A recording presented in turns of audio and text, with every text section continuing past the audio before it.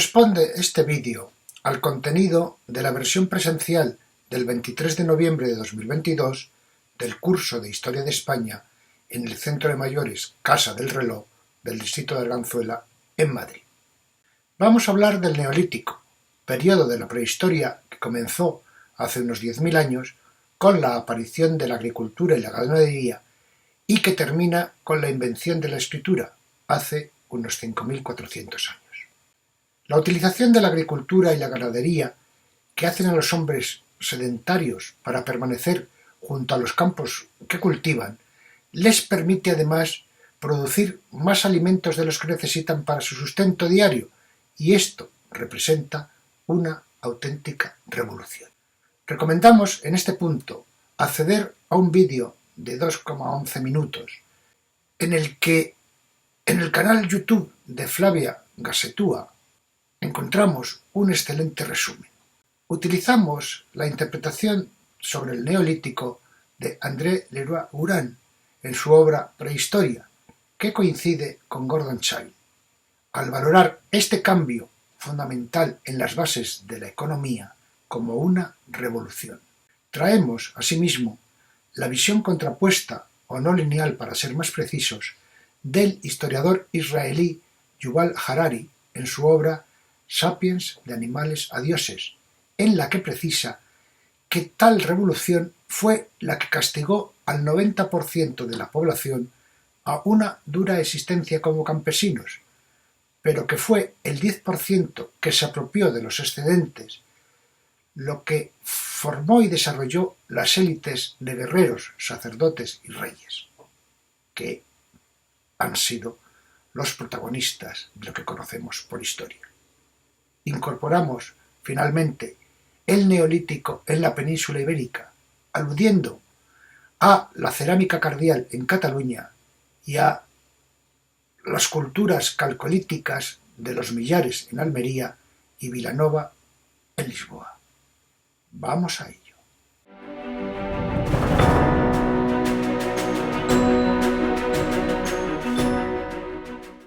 El Neolítico es un periodo de la prehistoria.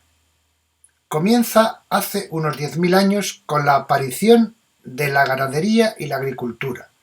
Termina con la invención de la escritura hace unos 5.400 años. Piedra pulida. Neolítico también se llama Edad de la Piedra Pulida. Los hombres aprenden a pulir sus herramientas de piedra para hacerlas más precisas y efectivas. También descubren la cerámica y la metalurgia. Ganado y agricultura. Alrededor del 8000 a.C., en el Medio Oriente, los hombres domestican por primera vez algunos animales. Ovejas, cerdos, vacas, cabras. Comienzan también a cultivar cereales, trigo, cebada y centeno. El ganado y la agricultura les permiten producir más comida que la que ellos necesitan. Es una verdadera revolución. El hombre sedentario. Para permanecer junto a los campos que cultivan, los hombres del Neolítico ya no se desplazan. Construyen casas de piedra, de tierra o de madera. También se construyen los primeros pueblos. Monumentos. Los hombres del Neolítico construyen los primeros monumentos, como menhires y dólmenes. Les invito ahora a ver un vídeo de poco más de 2 minutos de Flavia Gasetúa en su canal de YouTube. En él nos explica el origen de esta revolución. Luego ya veremos lo que tiene de cierto este sentido de revolución en lo que llamamos el creciente fértil. Para introducirnos un poco mejor en el Neolítico, utilizamos la obra La Prehistoria que dirige André Leroi-Gourhan. André Leroi-Gourhan, 1911-1986, fue un etnólogo, arqueólogo e historiador francés, doctor en humanidades y doctor en ciencias. Fue uno de los grandes especialistas franceses en prehistoria y antropología y enseñó en las universidades de León, la Sorbona y en el Colegio de Francia. ¿Qué dice sobre el Neolítico? Las bases de la economía sufren una mutación fundamental. En un principio basado en criterios esencialmente tecnológicos, aparición del pulido de piedra y de la alfarería. El concepto de neolítico no ha dejado de ganar en complejidad a medida que la investigación prehistórica dejaba de ser una simple colección de objetos, nos advierte Liro Gurán. Y añade, las viejas técnicas se modifican, otras nuevas aparecen. Por primera vez, las bases de la economía sufren una mutación fundamental, así como las formas de habitación, las prácticas funerarias, las creencias religiosas, dentro de lo que se puede interpretar. A tal punto han llegado las cosas que muy a menudo, y por influencia de Gordon Childe, prehistoriador australiano del que hablamos en la última sesión, se llega a hablar de una revolución neolítica. ¿Qué dice sobre el creciente fértil? Explica que la llamada zona nuclear del Próximo Oriente, en el cual aparecen en primer lugar los indicios de un nuevo comportamiento y de una mayor previsión del hombre frente a sus fuentes de subsistencia, debe ser concebida de manera bastante amplia. Con sus límites montañosos, el creciente fértil, que se extiende al norte del desierto de Siria, desde el Sinaí al Golfo Pérsico, constituye su parte central. Hay que anexionarle al este el Irán occidental y el Turkmenistán, y al oeste Anatolia y quizás también Tracia. Los recursos alimenticios ofrecidos al hambre no eran menos diversos, asociados a vastas extensiones de gramíneas silvestres, en la que el trigo y la cebada ocupaban el primer lugar. ¿Qué dice sobre la península ibérica? Explica que no se puede aplicar ningún cuadro general en el Mediterráneo. En el tercer milenio nace la cultura llamada cardial o monserratina a lo largo de las costas españolas y francesas. Quiero aportarles ahora una visión distinta sobre esa revolución neolítica que supuso la agricultura, que se debe a Yuval Noah Harari. Nacido en Haifa, en Israel, en 1976, se doctoró en la Universidad de Oxford en 2002 y ahora es catedrático del Departamento de Historia de la Universidad Hebrea de Jerusalén. Su investigación actual se centra en preguntas macrohistóricas, como la diferencia esencial entre el Homo sapiens y otros animales. En el libro de Harari, Sapiens, de animales a dioses, publicado en 2011, se convirtió en todo un éxito internacional. En 2018 llegó a alcanzar los 10 millones de ejemplares vendidos y se había traducido a casi 50 idiomas. ¿Qué dice Harari sobre el Neolítico? Explica que la revolución agrícola hizo posible mantener vivos a un mayor número de individuos. El trigo garantizó la supervivencia del sapiens, pero no mejoró su forma de vida. Harari hace especial hincapié en distinguir el éxito evolutivo, colectivo, del éxito individual. En el capítulo La llegada del futuro, señala: la revolución agrícola dio al futuro mucho más importancia de la que habían tenido antes. Los agricultores, que tienen siempre en mente el futuro, trabajan a su servicio. La economía agrícola se basa en un ciclo estacional de producción, que comprendía largos meses de cultivo seguido de periodos de cosecha cortos e intensos. En la noche que seguía al final de una cosecha abundante, los campesinos podían celebrar por todo lo que tenían, pero al cabo de una semana o así se levantaban de nuevo al alba para pasar un largo día en el campo. Aunque había comida suficiente para hoy, para la semana siguiente e incluso para el mes siguiente, tenían que preocuparse por el año próximo y por el año posterior a este. La preocupación por el futuro se basaba no solo en los ciclos estacionales de producción, sino también en la incertidumbre fundamental de la agricultura. Puesto que la mayoría de las aldeas vivían cultivando una variedad muy limitada de plantas y animales domesticados se hallaban a merced de las sequías, las inundaciones y la peste. Los campesinos se veían obligados a producir más de lo que necesitaban para poder acumular reservas. El esfuerzo vinculado a la agricultura tuvo consecuencias trascendentales. Fue el fundamento de sistemas políticos y sociales a gran escala. Lamentablemente, los diligentes campesinos casi nunca consiguieron la seguridad económica futura que tanto ansiaban mediante el duro trabajo del presente. Por todas partes surgían gobernantes y élites que vivían a costa de los excedentes de los alimentos de los campesinos y que sólo les dejaban con una mera subsistencia.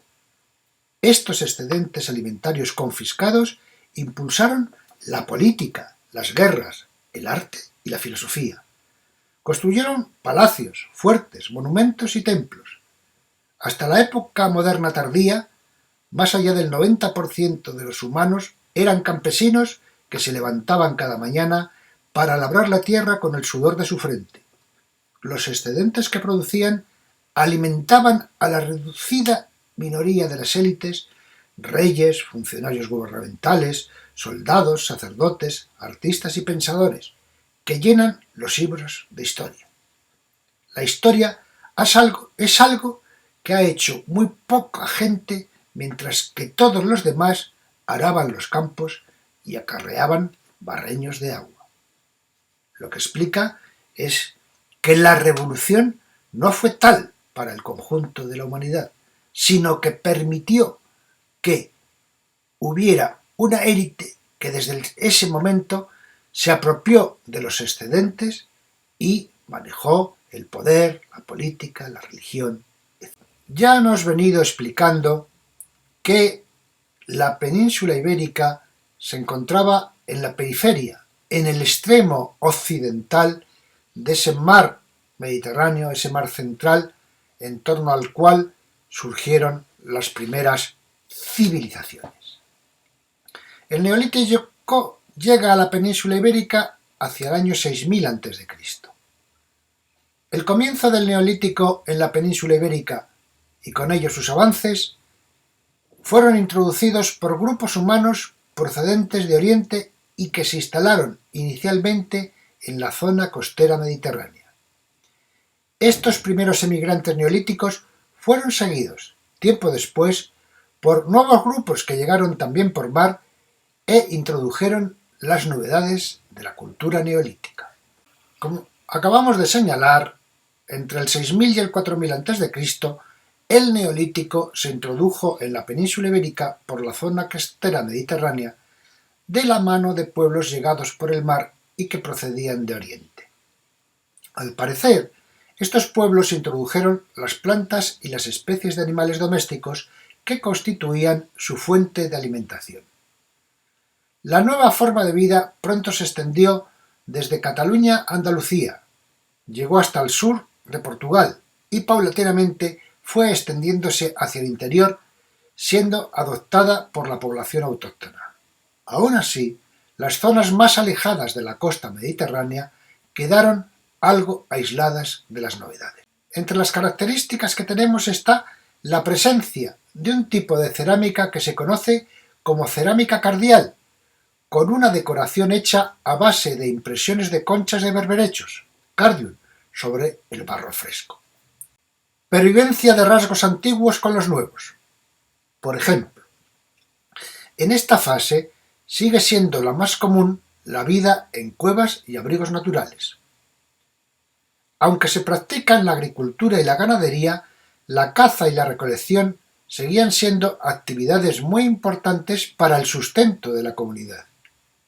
En cualquier caso, los datos apuntan a que la ganadería era la fuente principal de alimentación de estos primeros pobladores neolíticos de la península ibérica. Entre el 4000 y el 2500 a.C. A partir del año 4000 a.C., comienza una nueva fase de la revolución neolítica en la península ibérica. Se produce una extensión hacia el interior de la península de las culturas neolíticas que van siendo adoptadas por las poblaciones autóctonas. El desarrollo del Neolítico en esta etapa volvió a estar relacionada con la llegada de nuevos pobladores procedentes del este, que introdujeron las novedades. La agricultura va ganando terreno como fuente de la alimentación. Los productos cultivados comienzan a ser más variados y a los cereales se añaden las legumbres. La caza y otras actividades tradicionales continúan, pero van perdiendo terreno. Un avance espectacular se produce hacia el final del Neolítico. Es el desarrollo de la llamada cultura megalítica, que tiene su seña de identidad en las construcciones con grandes bloques de piedra, a veces de unas dimensiones espectaculares.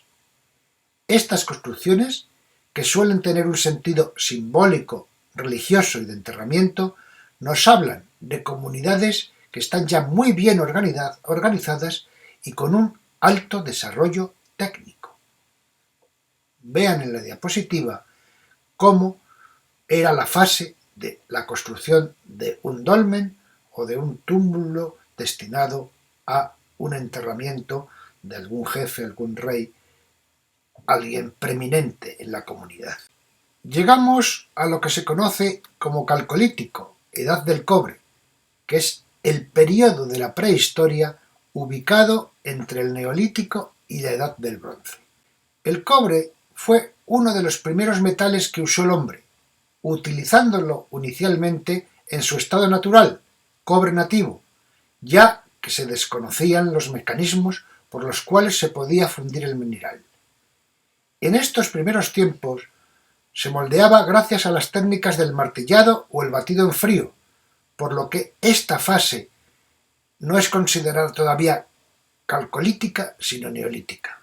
El perfeccionamiento de las técnicas cerámicas permitió la experimentación con los procesos metalúrgicos, comenzando así a comprenderlos. Cuando ya los controlaba, empezó a realizar diversas aleaciones con otros minerales, siendo las más habituales la mezcla con arsénico primero y la posterior con estaño, la que dio lugar al bronce. El calcolítico en la península ibérica. En el sur de la península ibérica se han detectado procesos metalúrgicos de origen autóctono durante el tercer milenio a.C., relacionados con las culturas arqueológicas de los Millares, en España, y Vilanova, en Portugal. Entre el 3100 y el 2200 a.C., en los Millares, Santa Fe de Mondújar, Almería. Formada por el poblado y su necrópolis, ubicados sobre la meseta del mismo nombre, que en forma de espolón queda enmarcada en sus flancos norte y este-suroeste por el río Andarás y por la rambla del Huécar. Conocido como uno de los asentamientos más importantes de la Europa de la Edad del Cobre, da nombre a la cultura de los Millares, que se extendió por parte de la Andalucía oriental y Levante, siendo contemporánea de los también grupos calcolíticos Vilanova de São Pedro en la desembocadura del río Tajo. Entre el 3100 y el 2200, en Vilanova, Lisboa, el poblado fortificado de Vilanova de São Pedro es el que da nombre a la cultura Vilanova o del Tajo. Se caracteriza por la construcción de fortalezas de piedra en áreas sin riquezas económicas concretas, lo que ha llevado a interpretarlas como lugares centrales de las redes comerciales. Está localizada en la desembocadura del río Tajo. Una serie de rasgos culturales específicos la diferencian de su entorno: lúnulas, copas rituales, placas de pizarra con aparente significado astronómico, etc. Muchísimas gracias por su atención. Admito que aproximarnos a la prehistoria es muy complejo, dada su larguísima duración y los escasos datos que poseemos. Incluso en esta última etapa que acabamos de abordar, el Neolítico, cerca de 5.000 años o más, según las regiones, resulta apabullante comparado con el periodo que consideramos historia. Objetivamente, la agricultura y la ganadería supondrán una auténtica revolución, pero llamo su atención sobre la reflexión de Yuval Harari sobre que esta revolución no hizo a los sapiens más felices, sino que dio lugar a grandes desigualdades. Un 90% de campesinos en unas condiciones peores a las de sus antiguos antecesores paleolíticos dedicados a la caza y la recolección, pero que la apropiación de excedentes propició el avance conocido como progreso. Élites de guerreros y sacerdotes convertidos en amos intocables. En la próxima sesión la dedicaremos a la Edad del Bronce y los celtas e iberos en la península ibérica. Espero contar con su interés y la benevolencia de su atención. Hasta entonces, por favor, cuídense, cuidémonos.